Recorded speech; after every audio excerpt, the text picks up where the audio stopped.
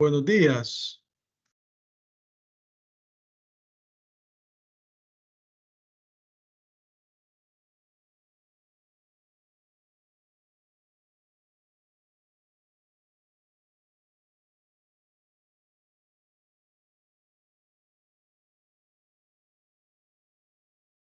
Buenos días. ¿Me escuchan? Sí, se le escucha. Vaya, buenos días. Vamos a iniciar, pero vamos a tomar la foto de asistencia.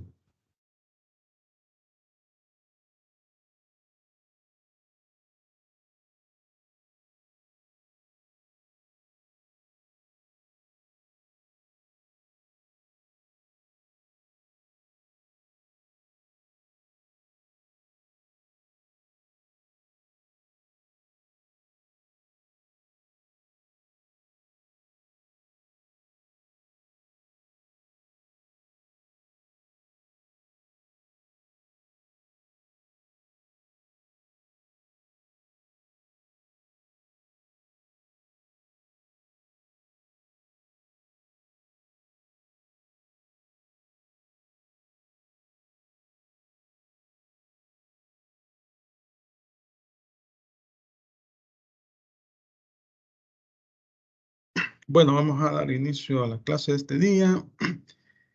Don Oscar Morejón, ¿me escucha?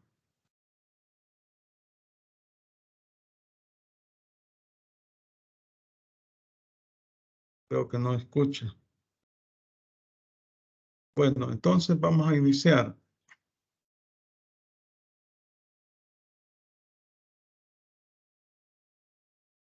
Hoy está programado el examen diferido.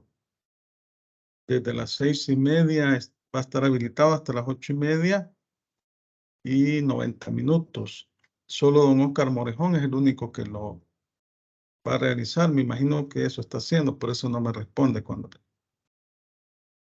Bueno, yo solo eso le quería informar, que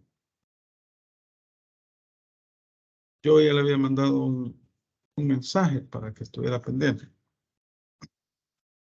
Bueno, ya tenemos 2, 4, 6, 8, 10 personas. Vamos a dar inicio a la clase de este día. Recuerden que la próxima semana, el parcial de esta materia está programado para el 22 de este mes. Estamos hablando de esta semana que viene a la otra.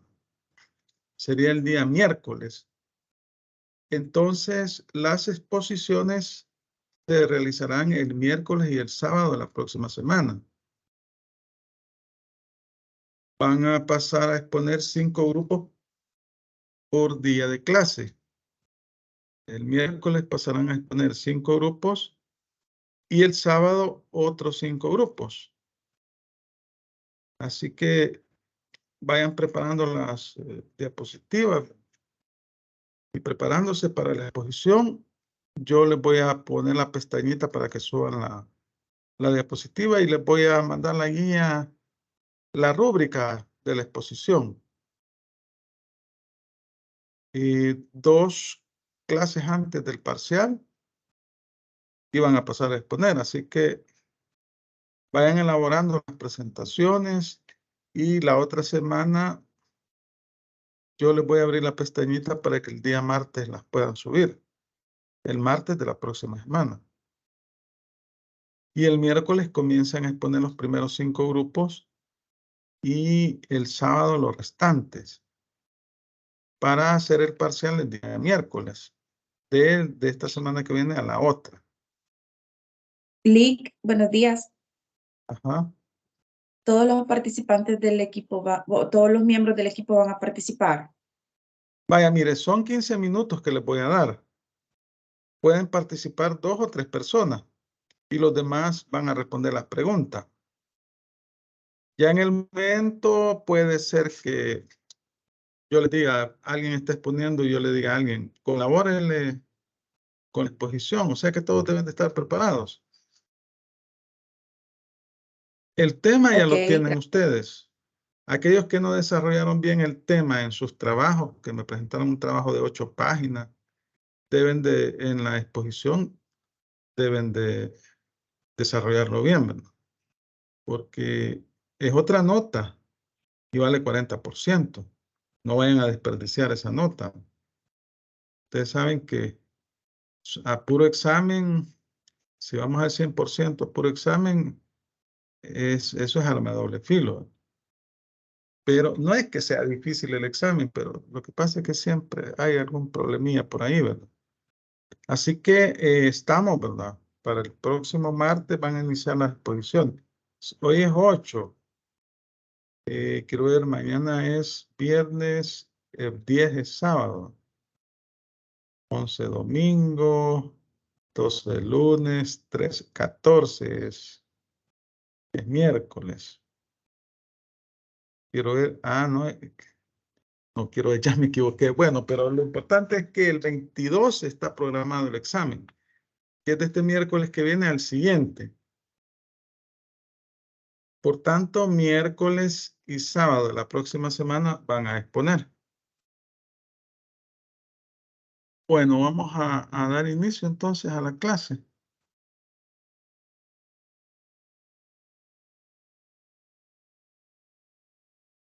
Bueno, creo que vamos a compartir la pantalla.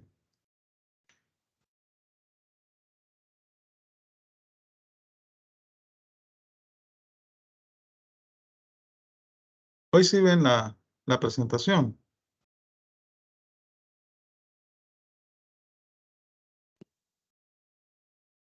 Sí, se ve. Sí, se ve, ¿verdad? Lo que quiero ver aquí. Código de comercio, ley de banco, código civil. Ahí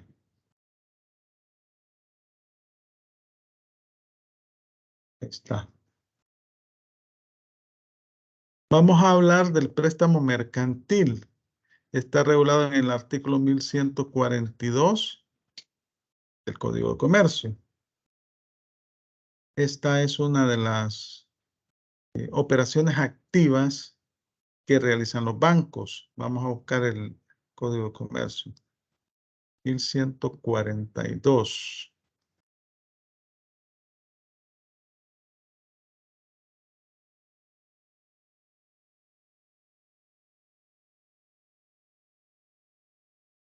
Alguien que me lea el artículo 1142 del Código de Comercio. Yo se lo leo. Dice, Hágame el favor. el préstamo es mercantil cuando se otorga por instituciones bancarias o de crédito que realicen tales operaciones o por personas dedicadas a actividades crediticias. Bueno, gracias. El préstamo es mercantil si lo realizan instituciones bancarias o de crédito que estén autorizadas u otras personas que se dedican a ese tipo de actividades. Acá debemos de tomar en cuenta que las sociedades, por el mismo hecho de ser sociedades, el código los considera comerciantes sociales. Pero a veces va a depender de la naturaleza del préstamo que se realice.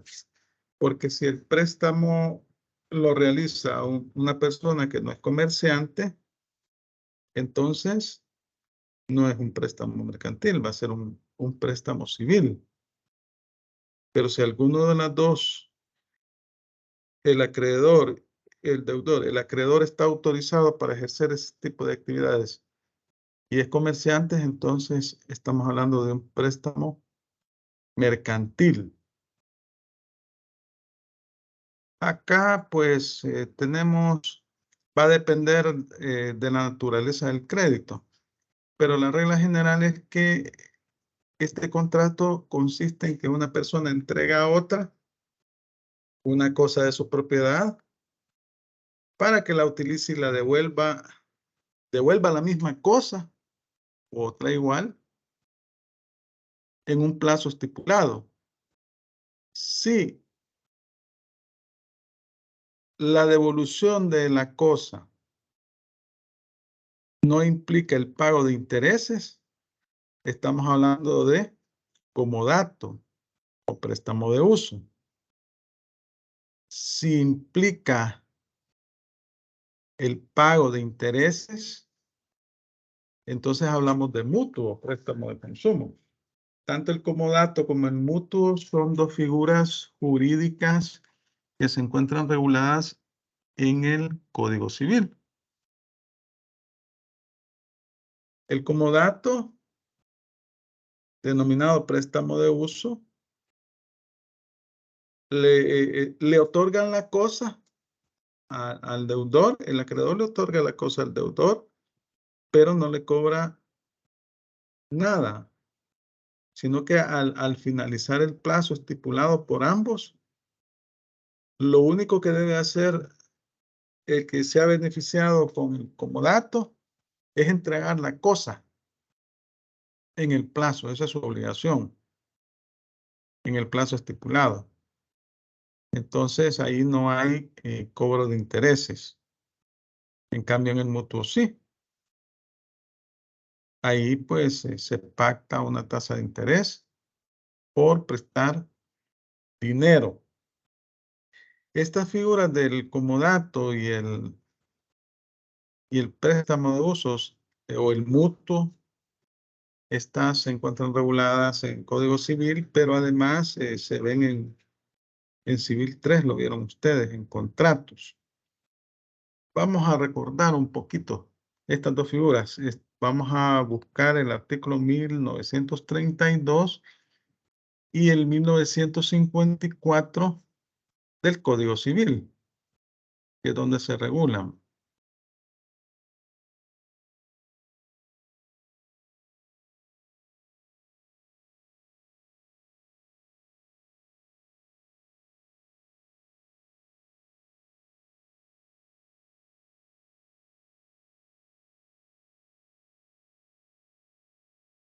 El 1932 regula la figura del comodato.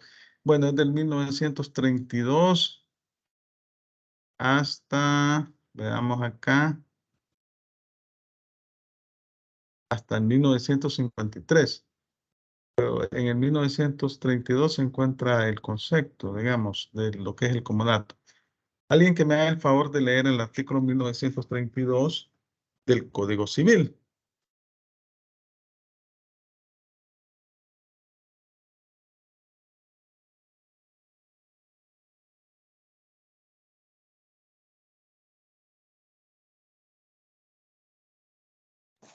Ahí lo tienen en pantalla, por si no.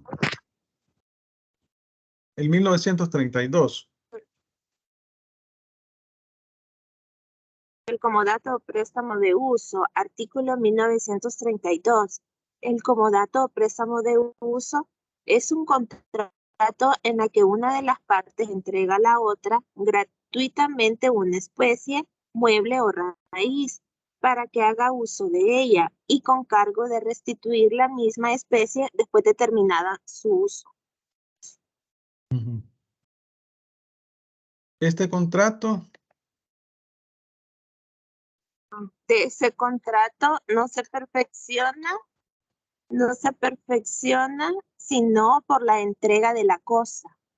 vaya, aquí se entrega en forma gratuita una especie, mueble o raíz para que la persona que la recibe haga uso de ella. La única obligación que tiene esta persona es restituirla al vencimiento del plazo. Aquí no se cobran intereses. Este es un préstamo gratuito. Ese es el comodato. El otro es el mutuo, es otra figura también regulada en el artículo 1954 del Código Civil. Vamos a ver acá. Aquí sí se cobran intereses.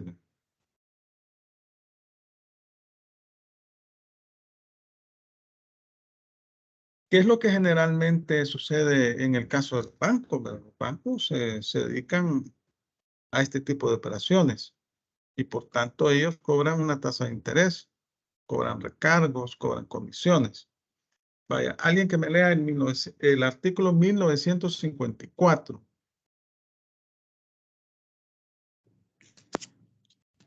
Yo se lo leo, Lic. Buenos días. Buenos días. Artículo 1954. El mutuo o préstamo de consumo es un contrato en que una de las partes entrega a la otra cierta cantidad de cosas fungibles con cargo de restituir otras tantas del mismo género y calidad. Vaya, gracias. El 1955 dice que no se perfecciona el contrato de mutuo sino por la tradición. Y la tradición transfiere el dominio. La tradición es un modo de adquirir.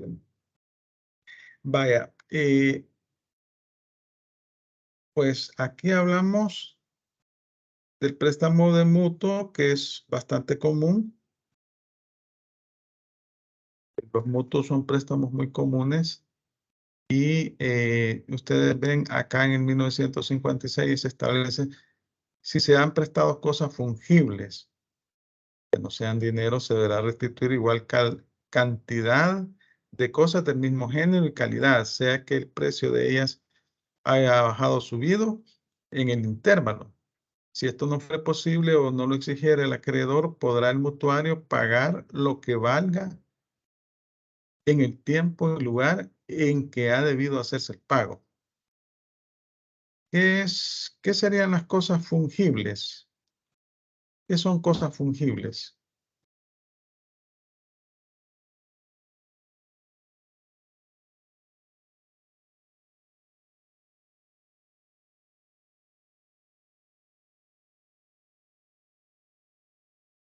Tengo 28 participantes. ¿Cosas fungibles?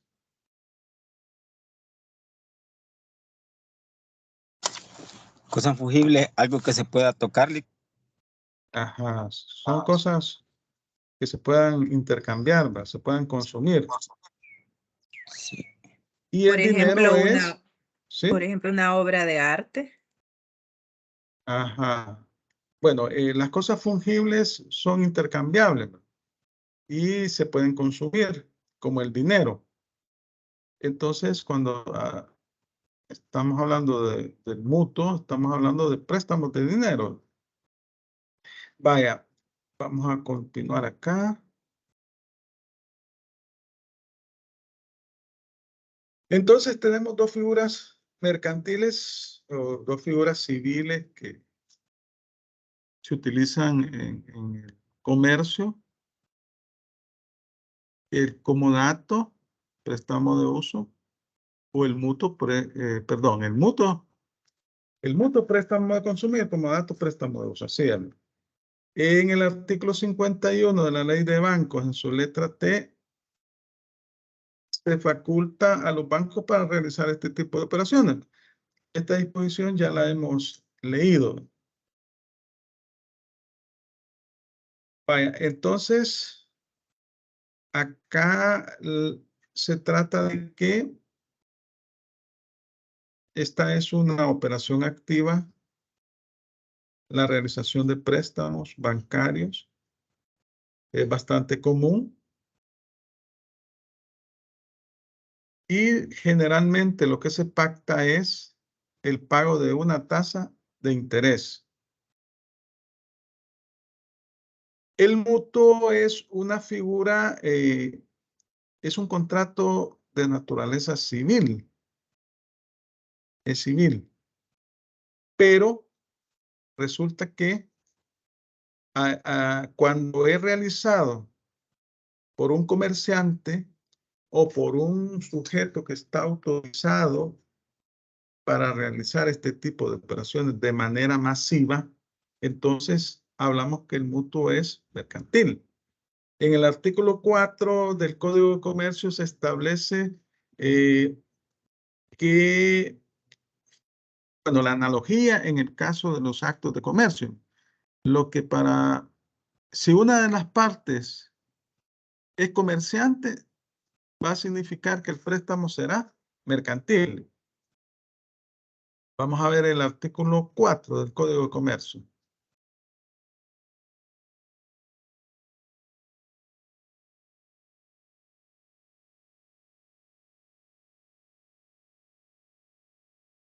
Artículo 4. Los actos que sean mercantiles para una de las partes lo serán para todas las personas que intervengan en ellos. Estamos hablando de la analogía acá, ¿verdad? Entonces, en el artículo 3 le define qué son los actos de comercio y son actos realizados en masa por empresa mercantil. Y tenemos los actos típicamente mercantiles, que realmente no son realizados en masa, pero que se realizan con cosas catalogadas como típicamente mercantiles, como la empresa mercantil, los títulos valores, las patentes, las marcas, también otras operaciones como la transformación, la función de sociedades, la modificación de la escritura de constitución. Si bien es cierto, no son actos masificados que sean realizados en masa, para el Código de Comercio son actos de comercio, pero aquí estamos en un acto que es realizado en masa por un comerciante. Entonces, hablamos de que para que el préstamo sea mercantil, si no es una institución bancaria, la empresa que está realizando el préstamo debe estar autorizada para realizar ese tipo de operación. De lo contrario, estaríamos en el campo de un préstamo civil.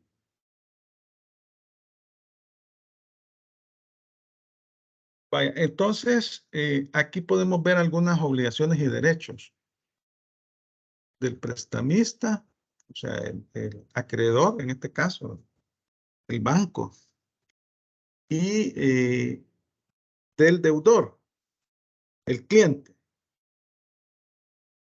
Bueno, el prestamista está obligado a entregar la cosa y a respetar el plazo establecido en el contrato. Acuérdese que se firma un contrato de préstamo. Entonces, en este caso, el banco se obliga a entregar una cosa fungible, dinero en efectivo, al deudor que es su cliente, en el plazo establecido en el contrato. También tiene derecho a exigir que se le devuelva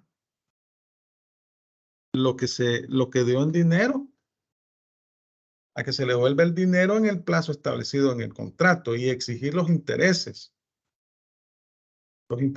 corrientes y los que se puedan generar por mora o aquellos recargos que se pueden generar por incumplimiento de alguna cláusula del contrato de parte del deudor, que sería el pago de intereses por mora. Ahora el deudor está obligado a devolver la cosa.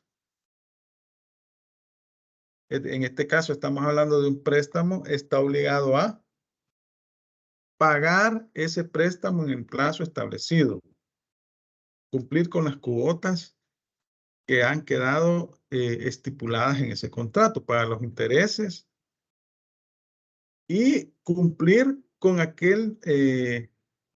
con aquellas obligaciones establecidas en el contrato por incumplimiento del mismo, por ejemplo, el pago de intereses por mora, recargos, comisiones, etcétera.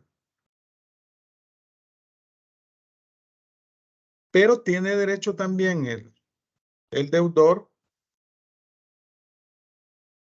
a exigir la entrega de la cosa convenida, en este caso del dinero, exigir daños y perjuicios por el no cumplimiento de las obligaciones del mutuante, que sería el acreedor.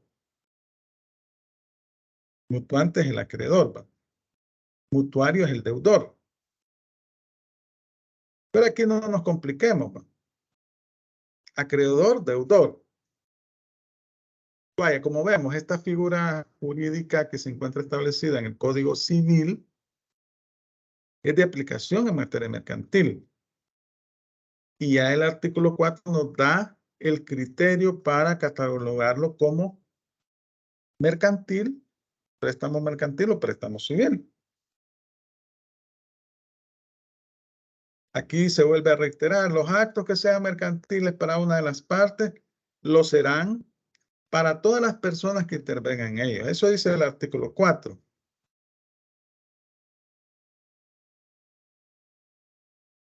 Si el préstamo lo realiza un banco, va a ser mercantil porque los bancos son sociedades, son personas jurídicas.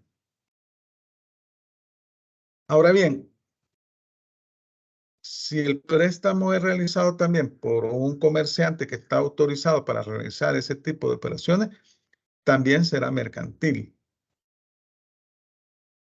Si no cumple ese requisito de que sea efectuado por un comerciante, entonces será un préstamo civil. Ahora bien, como hablamos que los bancos, las instituciones financieras realizan actos de comercio y los actos de comercio son actos realizados en masa por empresa mercantil. La actividad principal de los bancos es captar dinero del público y luego ese dinero lo prestan, realizan préstamos al público también. Pero esas son actividades que se realizan en masa, de forma repetitiva, de forma constante. Ese es el primer criterio. Debe realizarse un acto de comercio. Segundo criterio, que el contrato está firmado por una empresa, es decir, por un comerciante. Y el tercer criterio es que el objeto de la sociedad, dentro de las finalidades que ésta realice, se encuentra la realización de préstamo. Si no se cumplen los tres requisitos, será de naturaleza civil el préstamo. Entonces, son tres criterios que establecen. Primero es que el acto sea realizado por una empresa. Es decir, que la empresa, una empresa mercantil. La sociedad, o sea, una empresa mercantil, el propietario en este caso sería una sociedad, ¿verdad? La sociedad anónima, el banco, que es un comerciante. El segundo criterio es que el contrato, al menos una de las dos partes es una sociedad mercantil, o sea, es un comerciante. Y el tercer requisito es que, bueno, se encuentre dentro de la finalidad del objeto, que es una cláusula que está establecida en la escritura de Constitución, de acuerdo al artículo 22 del Código de Comercio, se encuentra dentro de su finalidad la realización de préstamo. Ahora bien, si no se cumplen estos tres requisitos, estaríamos hablando de que no sería un préstamo mercantil, sino que estaríamos hablando de un préstamo civil. Un préstamo civil. Ahora bien, sabemos que los bancos están autorizados por el Estado para realizar este tipo de operaciones. Y además, los bancos deben de cumplir con una serie de requisitos. Están constantemente fiscalizados por la Superintendencia del Sistema Financiero, por la naturaleza de las actividades que realizan.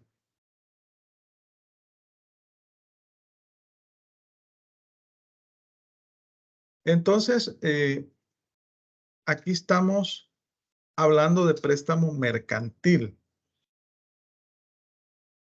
que en realidad se trata de un mutuo, un préstamo de consumo.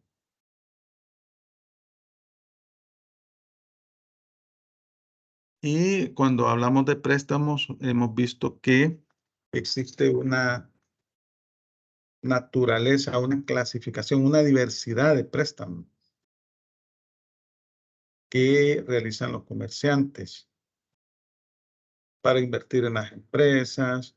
Hay préstamos de consumo que realizan las personas naturales, ¿verdad? préstamos de consumo. Hay una gran categoría de préstamos. Entonces, aquí estamos hablando que si estos préstamos son realizados por empresas mercantiles, o sea, por bancos que están autorizados, por instituciones de crédito, empresas de crédito financieras en general, están autorizados para realizar este tipo de operaciones, estamos hablando de que el préstamo es mercantil.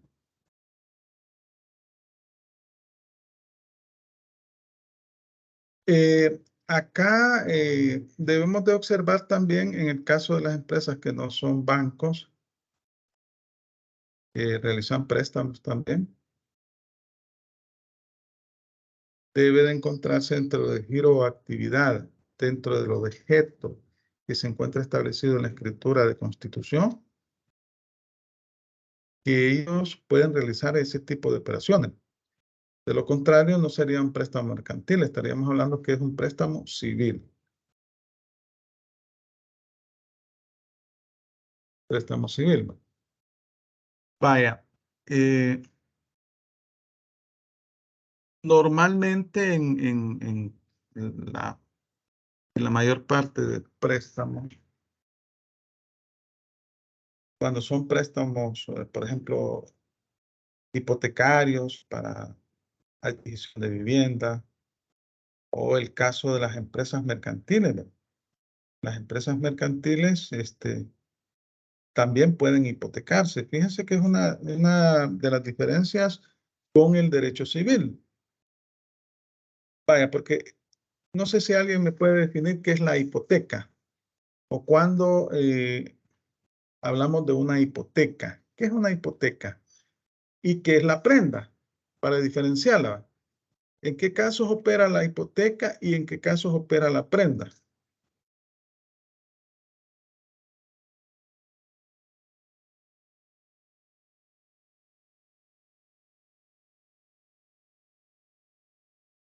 Acuérdense que ambas son garantías.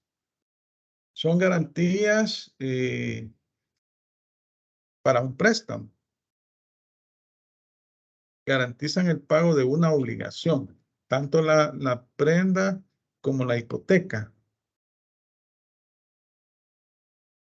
¿Qué es la hipoteca y qué es la prenda? ¿Cuál sería la diferencia? ¿En qué casos, en materia civil, en qué casos operaría la hipoteca? ¿En qué casos operaría la prenda? A ver.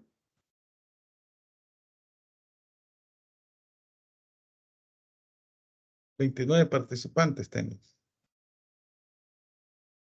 Están por ahí, ¿verdad? Licenciada, que la prenda aplica para las cosas muebles y la hipoteca para los inmuebles. Ajá. La hipoteca se aplica para los inmuebles y la prenda para los muebles. Ya me dio tos. Esa es la regla general, ¿verdad?, en materia civil. Pero fíjense que en materia mercantil, la empresa mercantil es considerada como un bien mueble. La empresa mercantil está constituida por un conjunto coordinado de elementos materiales, valores incorpóreos de trabajo. Y resulta que a pesar de que el Código de Comercio establece que es un bien mueble, se puede hipotecar, la empresa mercantil se puede hipotecar. O sea, la empresa mercantil es un conjunto de activos, pasivos, es un patrimonio. Es un bien mueble que se puede hipotecar. Ahí se rompe la regla general, que tenemos que en el caso de la prenda es para el mueble y la hipoteca para inmuebles en materia civil, pero en materia mercantil podemos hipotecar la empresa mercantil, que es un bien mueble. Ahora bien, la hipoteca requiere una solemnidad establecida en la ley que se debe de hacer en escritura pública. Los préstamos hipotecarios se deben de hacer en escritura pública y se debe de inscribir en el registro respectivo.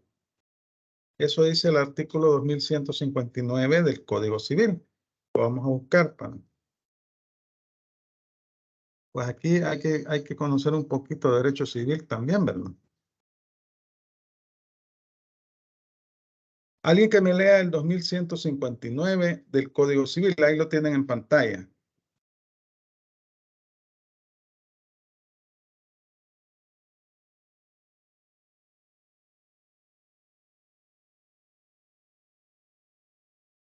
Yo se lo leo. ¿Sí? Hágame el favor. La hipoteca deberá otorgarse por escritura pública. Ajá. Sigue el inciso segundo. Perdón. Podrá ser una misma la escritura pública de la hipoteca y la del contrato a que accede. Entonces estamos hablando de que es un contrato accesorio. No. Eso significa que accede a un contrato principal. Debe existir un contrato principal cuando hablamos de una hipoteca, y en este caso estamos hablando de un contrato de préstamo. Entonces, decimos que cuando el crédito es hipotecario, debe hacerse en escritura pública y se debe inscribir en el registro respectivo. Algún contenido de la escritura, aquí lo podemos ver, el plazo del crédito, corto, mediano, largo plazo, el destino, debe haber un destino específico, ya sea para invertir en las empresas, actividades productivas o para consumo. Siempre hay una garantía generalmente, ¿verdad? Aunque hoy los bancos están contratando seguros cuando son préstamos de consumo y de asalariados, ¿verdad?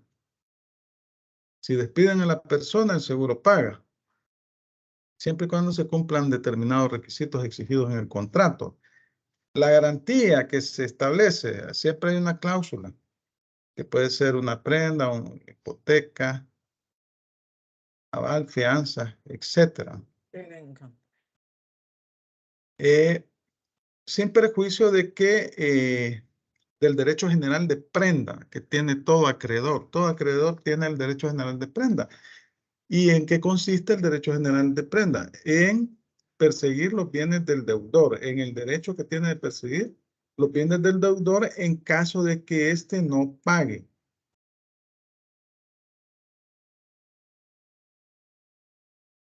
La fuente de financiamiento hay que siempre se detalla ahí, ¿verdad? Puede ser público o privado. Si es público, es una institución pública. Si es privado, estamos hablando que es lo normal. Eso es la banca privada.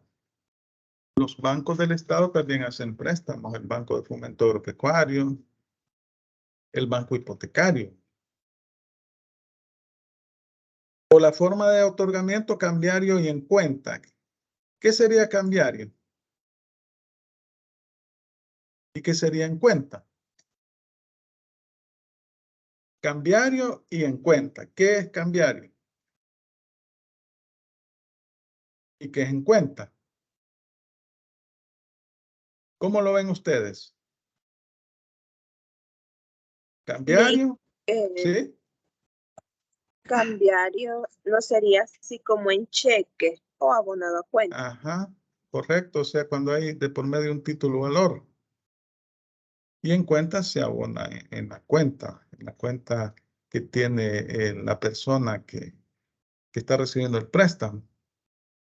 Por sujeto, por dinero o título, es lo mismo. Se entrega en dinero en efectivo o algún título que tiene algún derecho establecido. Por la modalidad de otorgamiento de caja o de firma. De caja es cuando se le entrega el desembolso, o sea, el dinero en efectivo, un abono a una cuenta del cliente, o de firma es cuando se firma un contrato. Siempre se firma el contrato, siempre hay firma de un contrato. Pero acá así se clasifica, de caja o de firma. De caja y en desembolso inmediato, de firma se elabora un contrato.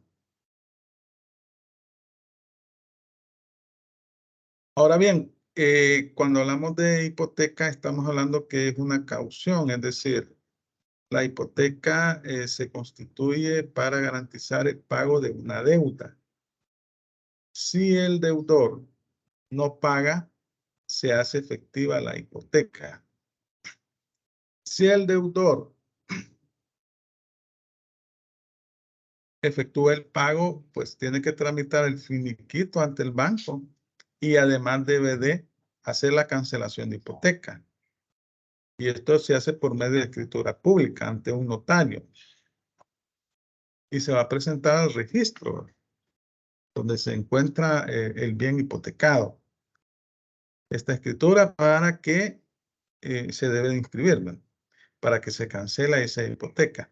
Obviamente que el monto de la hipoteca es en proporción al préstamo que se ha realizado, porque si usted realiza un préstamo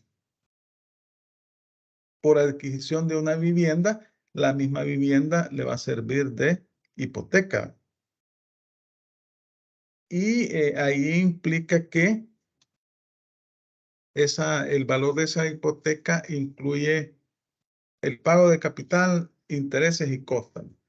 Si usted se va atrasando, se le va alargando la deuda. Pero en el caso de bienes inmuebles, con el tiempo estos aumentan de valor. Esa es la ventaja que tiene la hipoteca para los acreedores, ¿no? Que con el tiempo va aumentando de valor. Y si el cliente no paga, se realiza la hipoteca. O sea, se hace efectiva esta hipoteca y luego ese bien se subasta y ahí se paga el banco. Entonces, como les decía, en materia mercantil,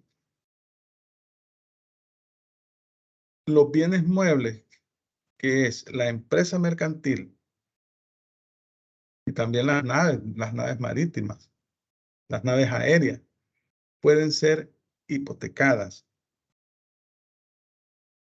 ¿Y por qué será, verdad? Porque imagínense que en el caso de la prenda aplica para bienes muebles y cuando es prenda sin desplazamiento significa que el bien queda en poder del acreedor.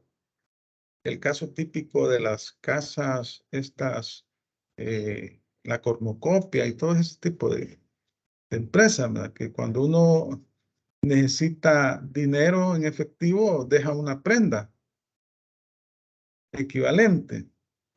Si usted no paga en el plazo establecido, pierde la prenda y la casa, la casa de empeño, tiene el derecho de vender el bien. En cambio, en el caso de estos bienes, o sea, por eso es que se garantiza de esa forma el caso de los bienes muebles, porque los bienes muebles son transportables de un lugar a otro. Pero en el caso de la empresa mercantil es más difícil, ¿verdad? Que sea transportable de un lugar a otro, o una nave, ¿verdad? Un barco, un avión, ¿verdad? Es más difícil. Vaya, vamos a leer el artículo 1551 y el 1552 del Código de Comercio. Esto ustedes lo vieron en Mercantil 2. Ahí se habla bastante de la empresa mercantil. Vaya, alguien que me lea el 1551 y otra persona que me lea el 1552. Yo le leo el 1551, licenciado. Bueno, hágame el favor. Hipoteca. Artículo 1551. Podrán hipotecarse las empresas mercantiles y las naves. Las hipotecas sobre naves se regirán por leyes especiales de comercio marítimo. A falta de estas, les serán aplicables en lo pertinente las disposiciones del Código Civil referentes a la hipoteca. Vaya, gracias. ¿Alguien que me lea el 1552? Con gusto, Lic. Artículo 1552. En la hipoteca sobre la empresa mercantil se entenderán comprendidos todos sus elementos, sin necesidad de descripción nominal. Esta hipoteca se inscribirá en el registro de comercio y le serán aplicables en lo pertinente las disposiciones legales referentes a la prenda, sin desplazamiento que garantiza los créditos a la producción. Ajá. El inciso tercero. La empresa mercantil. La empresa mercantil hipotecada podrá continuar ejerciendo sus actividades, siempre que lo haga bajo la estricta vigilancia de un interventor nombrado por el acreedor y cuyas facultades deberán consignarse en el instrumento hipotecario. La remuneración del interventor será por cuenta del deudor, salvo pacto en contrario. Vaya, aquí cuando es una empresa mercantil le nombran un interventor que se encarga de verificar la legalidad de las operaciones que realiza la empresa con el objeto de proteger los intereses del acreedor. Igual sucede en el caso de las sociedades anónimas, ¿verdad? Cuando las van a liquidar, ¿verdad? Ahí nombran liquidadores. Vaya, entonces, estamos hablando de que el préstamo mercantil tiene tal naturaleza cuando es realizado por los bancos o empresas mercantiles. Si no es banco, debe de tener en el objeto de la escritura que puede realizar ese tipo de operaciones, préstamo, para que sea mercantil. De lo contrario, será un préstamo civil. Los préstamos que realizan los bancos son préstamos en dinero. Lo que necesitan los clientes es dinero en efectivo para realizar una serie de operaciones mercantiles, si estamos hablando de empresas. Inversiones, compra de maquinaria, o para consumo también, ¿verdad? Hay préstamos de consumo que la mayoría son de asalariados para comprar un bien, etcétera. Hay préstamos hipotecarios también, pero si yo realizo un préstamo mercantil, mi objetivo es obtener dinero que lo voy a invertir en alguna actividad determinada.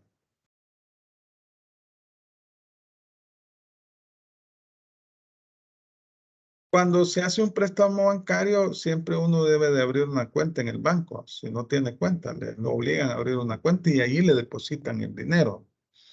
Y siempre firma un contrato. Una situación interesante que se da y que, bueno, todos lo debemos de manejar y ser prudentes, ¿no? Que cuando usted paga anticipadamente una cuota, por ejemplo, la cuota se le vence el 30 de cada mes, ¿verdad? Y usted la paga anticipada, ahí el banco le cobra un interés, ¿verdad? Adicional, ¿verdad? Entonces, lo mejor es pagar después, ¿verdad? Si imagínense que se le vence el 30 la cuota, lo mejor es que si no va a pagar el 30, que pague el 1. Sale más benevolente. Más que todo en el caso de los préstamos hipotecarios, cuando usted está pagando su casa. Si usted paga después del 30, siempre va a pagar un recargo, pero es superior el recargo que usted paga si usted paga antes del 30. Porque fíjense que ahí en los contratos se establece un interés que se denomina prima de anticipación en compensación de la pérdida de los intereses no devengados. Así opera. Pues esta cuestión es una figura que debería ser valorada jurídicamente por la Defensoría del Consumidor, porque si alguien paga anticipadamente, pues no le está causando ningún perjuicio al banco, pero así opera la figura. Entonces, uno debe de pagar el día que le toca o mejor un día después, pero no antes. Entonces, la mayor parte de préstamos, como dijimos, siempre están garantizados por una garantía, una caución, cualquier tipo de garantía, fianza, prenda, hipoteca, etcétera.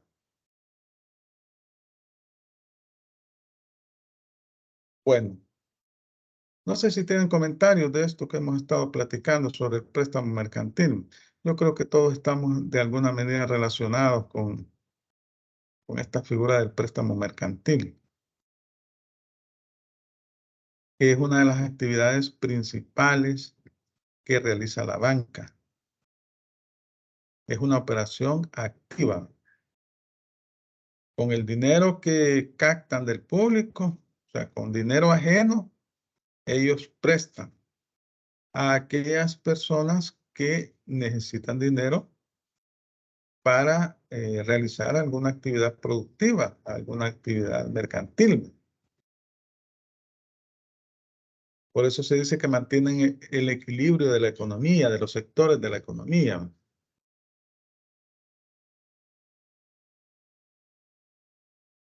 También tenemos los créditos a la producción. Los créditos a la producción también son préstamos. Y los bancos están facultados por el artículo 51, letra T, para realizar cualquier tipo de préstamos, préstamos a la producción, etc. Esto se regula del artículo 1143 al 1158 del Código de Comercio.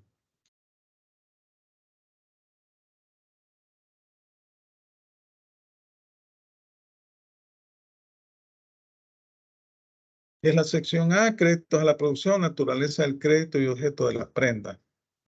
Aquí se regula esta figura de los créditos a la producción.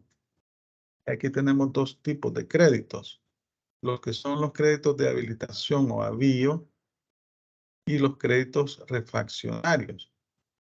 Ahí en el código se define cada uno de estos créditos. Los créditos de habilitación o avío, estos son aquellos que se otorgan para que el cliente los invierta en actividades productivas como la adquisición de materia prima, materiales o de jornales. Ahí podemos ver ejemplificado en la pantalla. Salarios, gastos directos, explotación. Son aquellos costos y gastos necesarios para la actividad principal de la empresa. Para eso es que se dan este tipo de créditos de habilitación o avío. Son créditos a la producción para financiar actividades productivas de determinada empresa. Para eso es los créditos de habilitación o avío.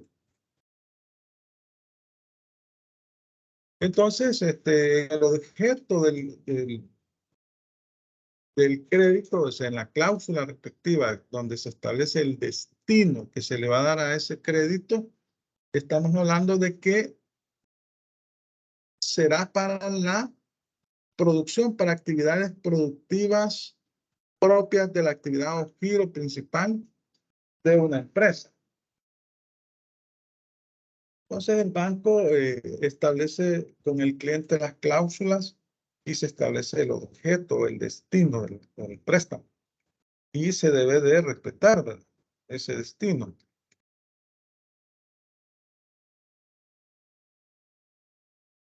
Entonces, normalmente este tipo de préstamos, como decimos, se utilizan para actividades productivas y precisamente esos bienes, que pueden ser materias primas, materiales, frutos, etcétera, sirven de garantía para el pago de estos préstamos.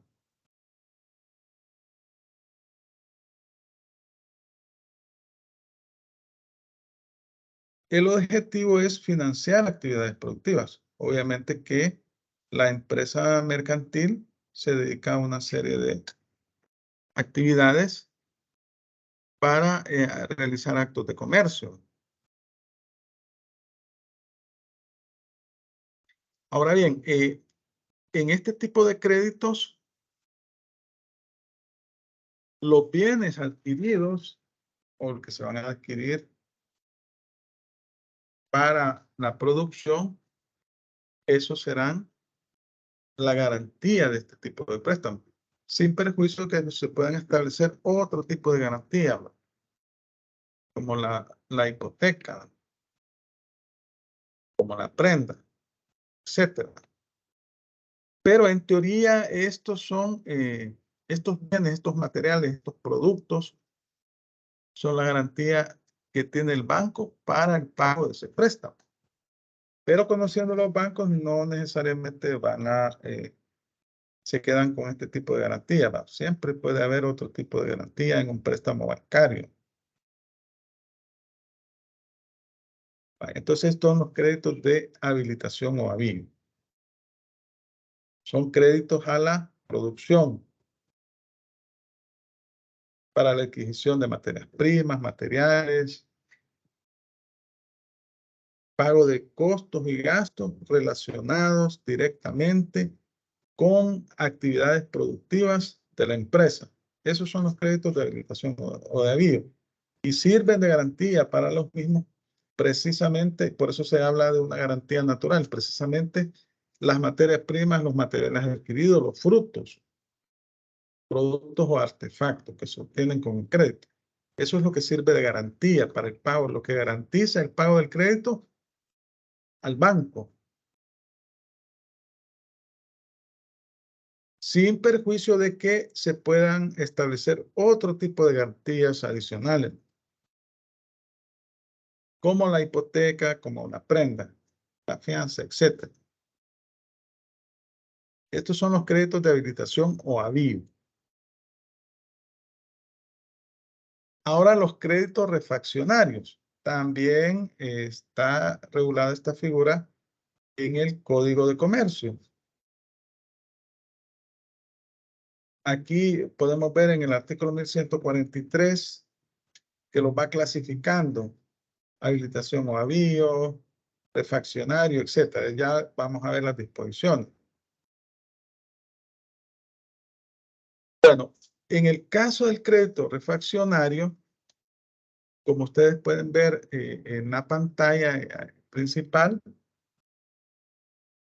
el cliente debe de invertir el monto del crédito en la adquisición de todos aquellos utensilios e instrumentos útiles que utiliza en su empresa. Aquí podemos ver aperos, instrumentos útiles de labranza, abonos, ganado, animales de cría, realización de plantaciones o cultivos cíclicos o permanentes, apertura de tierras para el cultivo, o sea, acomodamiento de la tierra, compra o instalación de maquinarias y construcción de obras materiales necesarias para el fomento de la empresa del cliente. O sea, en la adquisición de instrumentos de trabajo y de aquellas actividades necesarias para garantizar la producción. Por ejemplo, el caso de las tierras, ¿verdad? Hay que preparar la tierra, hay que abonarla si va a ser el cultivo de arroz, frijol, etcétera. Ese tipo de gastos o cuestiones, instrumentos de trabajo. Ahora, en este caso, ¿cuáles son las garantías del crédito? Pues aquí estamos hablando de fincas, construcciones, edificios, instrumentos de trabajo. O sea, todos aquellos bienes que ha adquirido o mejorado con la inversión de su importe. Esa es la garantía. Más los frutos o productos de la empresa refaccionaria. Bueno, aquí estamos hablando que estas son las garantías naturales, ¿no?, del préstamo. Son los mismos bienes que ha adquirido el cliente. De esa manera, el banco se garantiza el pago del préstamo. Vaya, vamos a ir viendo la diferencia entre uno y otro. Pareciera que son lo mismo, ¿verdad?, pero no es igual. Crédito de habilitación o avío, crédito refaccionario. Las diferencias. Vaya. Primero, debemos de ver que ambos tipos de préstamos se utilizan para un mismo fin, que es la producción. Ese es el fin principal de este tipo de préstamo. Pero hay diferencias entre ambos. Vaya. El crédito de vía se utiliza en actividades productivas de la empresa. Solo en actividades productivas. Y el de refacción se aplica en la adquisición de bienes necesarios para la producción. ¿Y cómo así? Bueno, yo produzco zapatos. Entonces, pero para producir zapatos necesito comprar maquinaria. Necesito tener una instalación física en donde va a estar la maquinaria que me va a producir los zapatos. Entonces, para adquirir esas instalaciones, esa maquinaria, yo necesito un préstamo de refacción. Ahora bien, cuando ya me dieron el préstamo de refacción, compré la maquinaria, compré las instalaciones, los utensilios, todos aquellos equipos necesarios para la producción. Hoy necesito dinero para producir los zapatos, o sea, para comprar la materia prima, el cuero, la suela, el hilo, todo todos los materiales necesarios para producir un zapato. Entonces, ahí necesito un préstamo o un crédito de avío, de habilitación o avío, que me va a servir para producir esos zapatos, para comprar la materia prima necesaria para la producción. Entonces, esa sería la diferencia entre uno y otro préstamo. Aquí tenemos ejemplos. Miren. El propietario de un predio agrícola solicita al banco un crédito para desmonte, canalización y preparación de su tierra para el cultivo. Este será un crédito refaccionario. Una vez desmontada y lista la tierra, necesitará un crédito de avío para realizar la siembra. Es decir, primero hay que preparar la tierra, hay que comprar el abono y hacer todas aquellas actividades necesarias para tener en condiciones el terreno para comenzar la siembra. Luego es necesario adquirir la semilla y comenzar la siembra y hacer producir la tierra. entonces ahí estamos hablando de un crédito de habilitación o de avío. El dueño de una fábrica de zapatos necesita adquirir maquinaria e instalarla. Para ello requerirá un crédito refaccionario. Acuérdense, los créditos refaccionarios estamos hablando de que son aquellos que se requieren para la adquisición de equipos, maquinaria y de todos aquellos elementos necesarios para iniciar la producción. Pero ya instalada la maquinaria, tomará un crédito de avío para comprar materias primas y pagar jornales. Entonces, aquí estamos viendo la diferencia entre uno y otro. Vaya, no sé si me han entendido o si está difícil la cosa.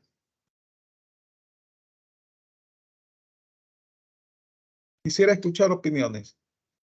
Cuando hablamos de un crédito de avío, de habilitación o avío, y cuando hablamos de un crédito de refacción. ¿En qué casos? ¿Cuál es la diferencia entre uno y otro? Eso es lo que quiero que me comenten para ver si han entendido la figura, antes de entrar a ver las disposiciones legales.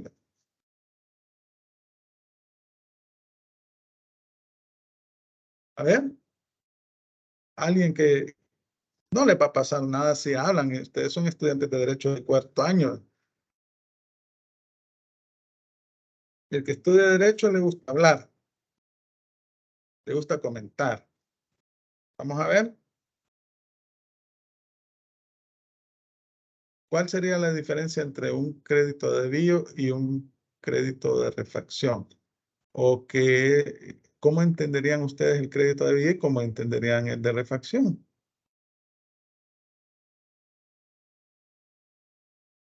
Veamos. Licenciado, yo lo que entiendo es que el de refacción es como en el campo agrícola cuando el agricultor quiere preparar la tierra, quiere trabajar la tierra, el terreno donde va a trabajarla.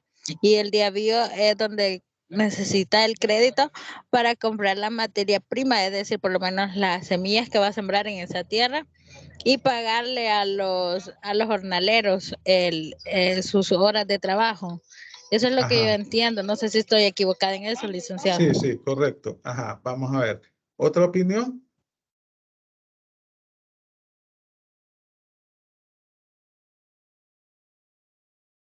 Alguien que me diga que es un crédito de avío, de habilitación o avío y que es un crédito de refacción. A ver, lo que usted dijo está correcto. Vamos a ver. Tengo 30 asistentes. Hola, Liz. Hernández López Bessi. Ajá, Bessi. Sí, yo lo que había entendido que en los créditos de avío, pues es lo que vamos a invertir en lo que es en materia prima, que son los gastos o costos para la actividad o la producción de la empresa. En cambio, la diferencia con el crédito de refacción se aplica pues en la adquisición de los bienes necesarios para la producción, o lo que decía la compañera, o el ejemplo del zapatero que usted dijo, pues de refracción lo vamos a solicitar cuando necesitamos una máquina para poder realizar lo que es el zapato, ¿verdad? Entonces, como que donde lo vamos a instalar, la maquinaria que vamos a utilizar, y ya después instalado como la fábrica, vamos a solicitar lo que es el préstamo a avío, ya para comprar pues lo que es la materia prima, en ese caso para hacer los zapatos, la suela, pega, materiales pues que vamos a utilizar ya para la elaboración del zapato. Vaya, bueno, veo que han entendido la figura. ¿Y qué es lo que sirve de garantía para el banco? ¿Cuáles son los bienes que sirven de garantía para el pago del crédito en el caso de ambos créditos?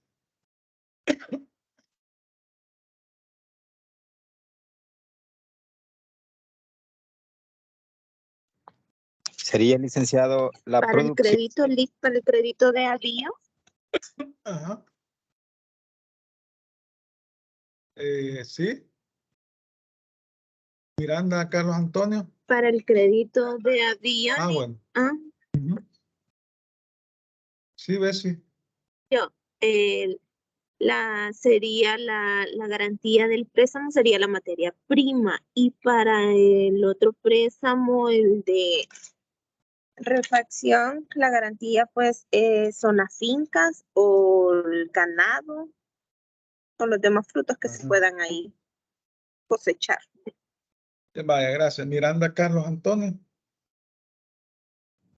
Sí, yo entiendo que la garantía del crédito de avío sería la cosecha, la que va a sacar el agricultor al final del tiempo que se da para poder sacar los productos. Entonces sería la cosecha que obtenga de ese trabajo.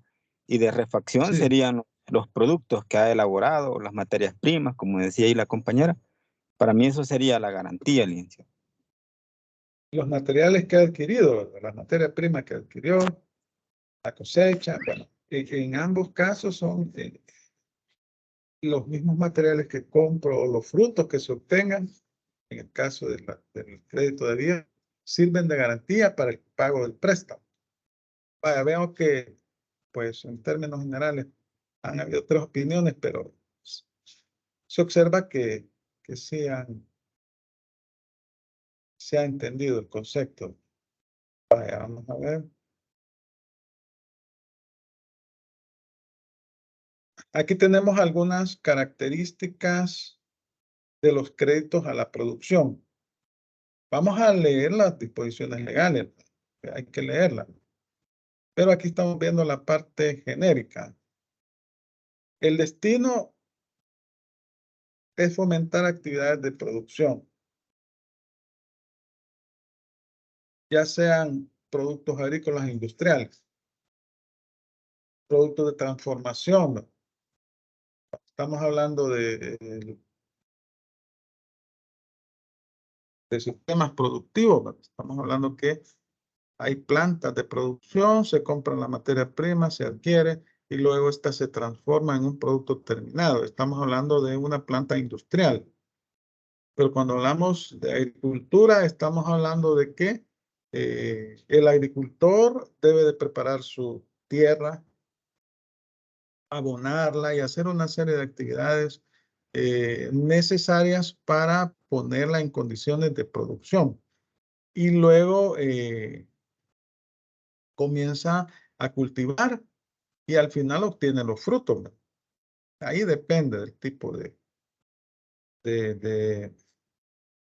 producto, que puede ser permanente, puede ser, son cultivos, hay cultivos que son permanentes, hay otros que son temporales, etcétera.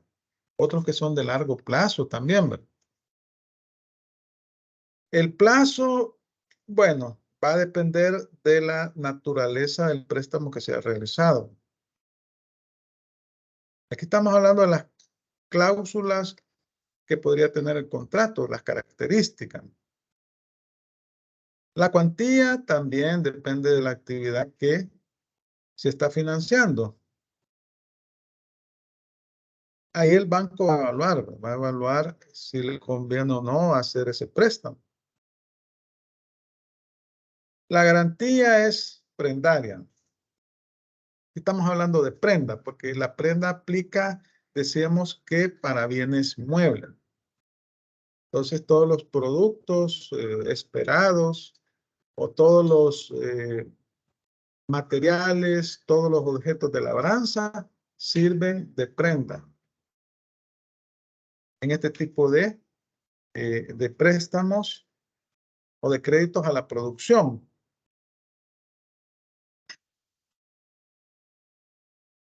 Aquí tenemos la clasificación. Esta clasificación está establecida en el artículo 1142, creo. Vamos a ver, aquí está. 1143 del Código de Comercio. Aquí está establecido esta clasificación de los créditos a la producción.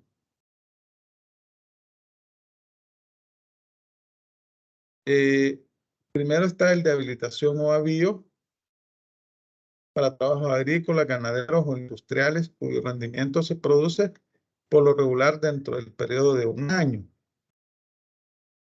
El refaccionario mobiliario destinado a la compra e instalación de maquinaria en general. Aquí es como que estamos leyendo el código. Accesorios de esta, animales de trabajo y otros implementos para la agricultura, la ganadería o la industria que se pagan amortizaciones periódicas según la productividad de la inversión. Aquí es para obtener bienes o materiales, implementos para realizar la actividad productiva. El refaccionario inmobiliario destinado a las construcciones, establo, ejemplo, establos, galeones, silos, bodegas, gallineros, cercas y otras instalaciones similares, plantaciones agrícolas permanentes, drenaje, abastecimiento de agua, sistemas de irrigación u otros semejantes.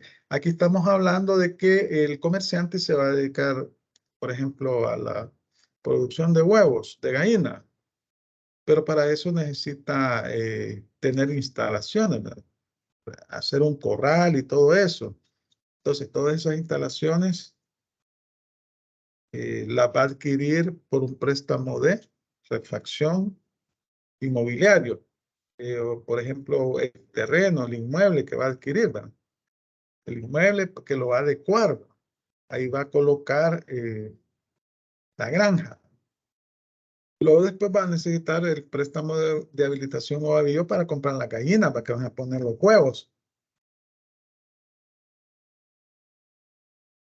El ganadero pecuario destinado al fomento de la ganadería y sus industrias derivadas y a la compra de animales para la crianza o engorde. El industrial destinado a satisfacer las necesidades de las industrias extractivas y de transformación. Todos estos son créditos a la producción.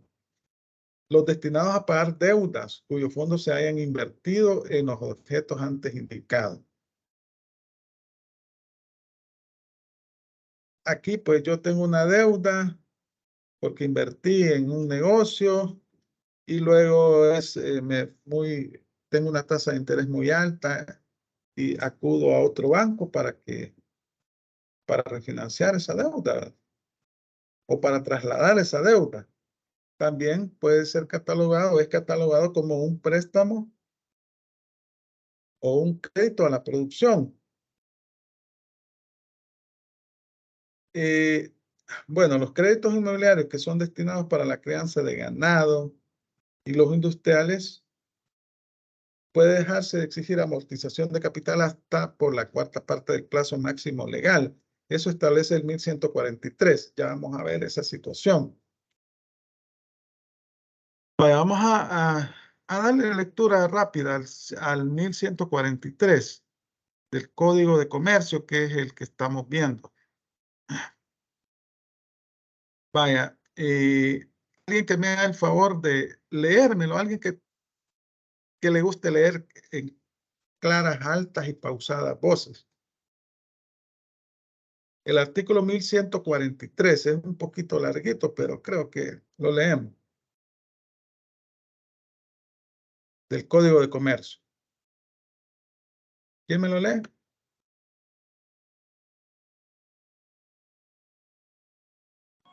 Yo se lo leo, Lick. Hágame el favor. Artículo 1143. Son créditos a la producción los siguientes. Primero, el de habilitación o avío, que se utiliza para trabajos agrícolas, ganaderos o industriales, cuyo rendimiento, no me lo suba, cuyo rendimiento se produce por lo regular dentro del periodo de 1 año.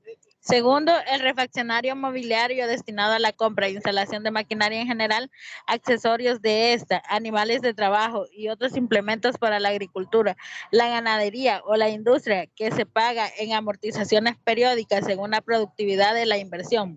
Tercero, el refaccionario inmobiliario destinado a construcciones como establos, galerones, silos, bodegas, gallineros, cercas y otras instalaciones similares, plantaciones agrícolas permanentes, drenajes, abastecimientos de aguas, sistemas de irrigación u otros semejantes, que se pague en la misma forma que el refaccionario mobiliario.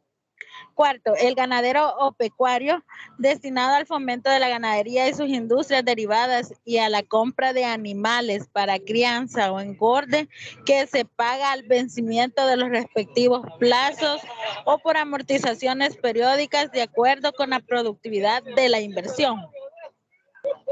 No sé si sigue. Sí, el 5. Ahí está. Me lo sube, porfa. Vaya, ya se lo subí. El industrial destinado a satisfacer las necesidades de las industrias extractivas y de transformación, que se paga al vencimiento de los respectivos plazos o por amortizaciones periódicas según la productividad de la inversión.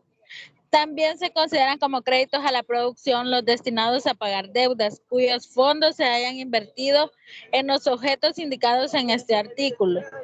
En los créditos inmobiliarios, en los destinados a la crianza de ganado y en los industriales, puede dejarse de exigir amortización de capital hasta por la cuarta parte del plazo máximo legal autorizado en el artículo 1149 de este código. Vaya, entonces estos son los créditos a la producción que se regulan a partir del artículo 1143. Vamos a leer todas las disposiciones hasta el 1147 del Código de Comercio. Entonces, aquí pues hemos hablado del crédito de habilitación o avío y del crédito refaccionario. Y hemos visto las diferencias entre uno y otro. El de habilitación o avío es aquel que se realiza para actividades productivas, para producir bienes. Y el refaccionario para la adquisición de aquellos bienes necesarios para adecuar las instalaciones que se requieren para posteriormente producir. Entonces, en caso de una empresa industrial, decíamos que alguien va a producir zapatos, necesita comprar un terreno, necesita hacer instalaciones, necesita comprar maquinaria. Entonces hace un crédito de refacción, pero posteriormente esta persona va a necesitar, ya cuando tiene listas las instalaciones, la maquinaria, va a necesitar la materia prima necesaria para la producción de los zapatos, entonces el cuero, las suelas, el hilo, lo que sea. Entonces ya para efectuar la producción, ahí se requiere un crédito de avío. Bueno, no sé si tienen comentarios, consultas sobre esta temática que hemos comentado en esta clase.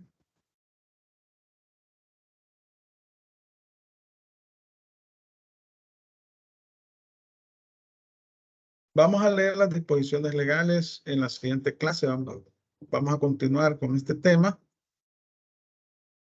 Y la próxima semana, recuerden que la próxima semana serán las exposiciones.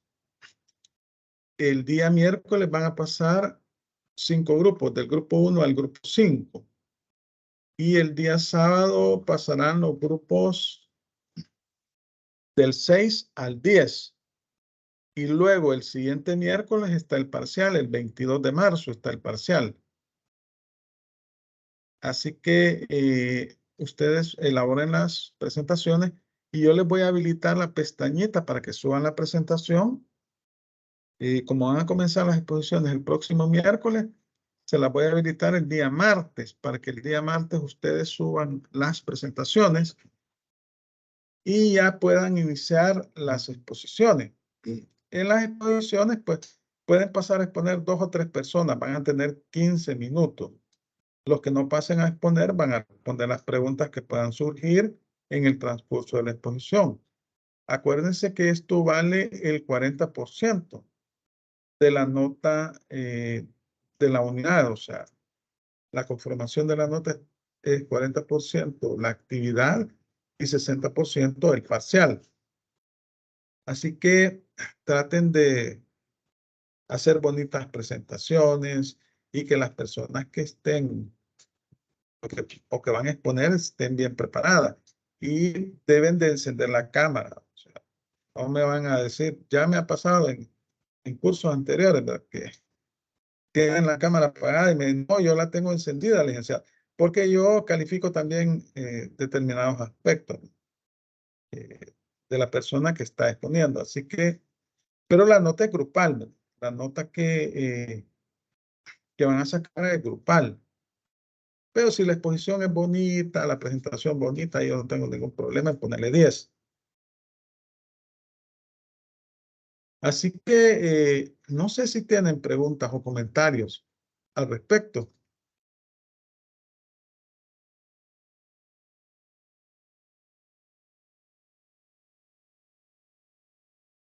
¿Todo bien? ¿Todo entendible? ¿Estamos claros entonces? Sí, Lick. Entonces, tendríamos la próxima clase el sábado. Después del sábado vienen las semanas de exposiciones, ¿verdad? Y luego viene el parcial, miércoles 22. Este día está programado el examen diferido hasta las 8:30, pero son 90 minutos, ¿no? Así que si no hay más preguntas, les agradezco su atención en este día. Pasen un feliz día, bendiciones y nos vemos el próximo sábado, en la clase del próximo sábado. Gracias a todos, pasen un feliz día. Feliz día, Lick. Cuídese. Bueno.